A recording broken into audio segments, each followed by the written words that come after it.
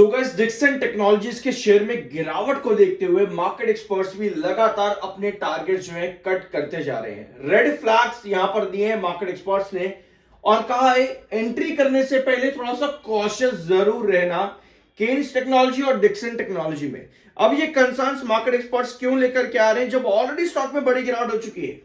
क्या कहना है यहां पर मार्केट एक्सपर्ट्स का? HSBC कहता है Dixon could report a subdued third quarter which led to a sharp fall in Dixon share price। अब पहली बात तो समझने वाली ये कि डिक्सन शेयर में गिरावट क्यों आई है, यही आपका सवाल है ना। सवालों का जवाब आपको पिछले वीडियोस के अंदर दिया गया है बहुत प्रिसाइजली। 28 अक्टूबर हमने इसका लास्ट वीडियो लिया था। अभी मैं आपको सब चीजें बताता हूं, चिंता मत करो। यहां पर आओ मार्केट एक्सपर्ट्स के टारगेट्स पर। मार्केट एक्सपर्ट्स ने बिल्कुल ही मुंह मोड़ लिया है डिक्सन टेक्नोलॉजीज और केन्स टेक्नोलॉजीज से भी। जैसे कि आप यहां पर देख सकते हो, केन्स टेक्नोलॉजी और डिक्सन टेक्नोलॉजीज पर मार्केट एक्सपर्ट्स ने अपने अपने पॉइंट ऑफ व्यूज पूरी तरह से बदल दिए हैं और जेपी मॉर्गन ने भी। अब मार्केट एक्सपर्ट्स कह रहे हैं कि अगर आप लॉन्ग टर्म इन्वेस्टर हो तो आप अपने आप को यहां पर रख सकते हो, एंट्री अभी भी अपनी होल्डिंग रख सकते हो अगर आप लॉन्ग टर्म इन्वेस्टर हो। जेपी मॉर्गन ने ओवरवेट की रेटिंग दी है। ओवरवेट रेटिंग जो होती है बढ़िया होती है, बट बाकी के मार्केट एक्सपर्ट्स कर रहे हैं अपने टारगेट्स को कट। यहां पर फॉर एग्जांपल यहां पर देखना आप एक बार, जेपी मॉर्गन ने क्या किया है, इन्होंने कहा है कि 30% इन्होंने अपना टारगेट कट कर दिया है। 13,700 रुपए अब जेपी मॉर्गन ने अपना टारगेट कट कर दिया है।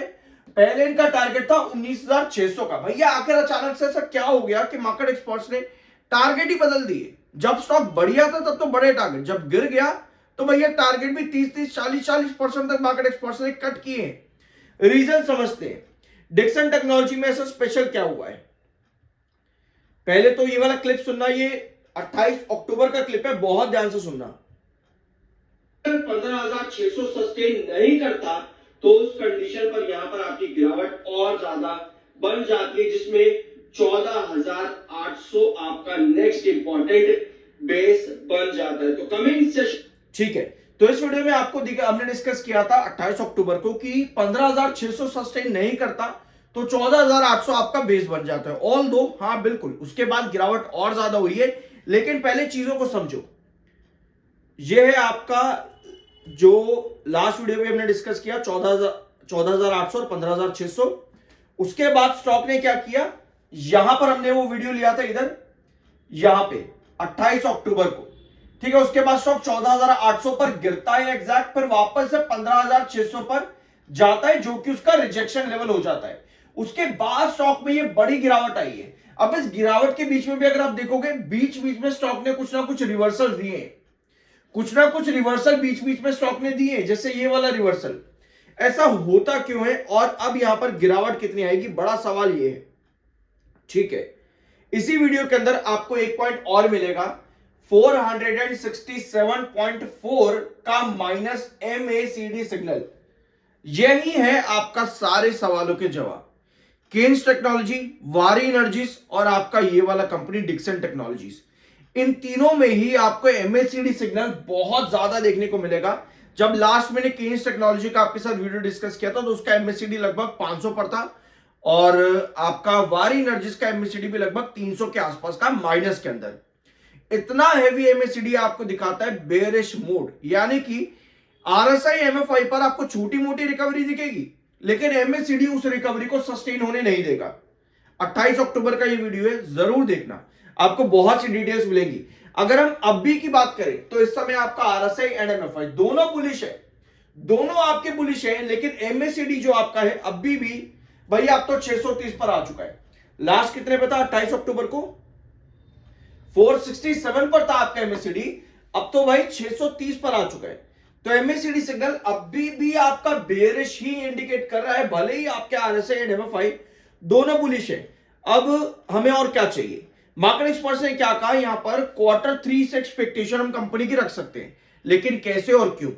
अभी आपने MACD एक रीजन देख लिया, दूसरा रीजन भाई इतनी बड़ी गिरावट Q2 में ऐसा कंपनी ने क्या कर दिया कि स्टॉक आधा ही हो जाता है। Q2 में आकर कंपनी ने ऐसा क्या कर दिया?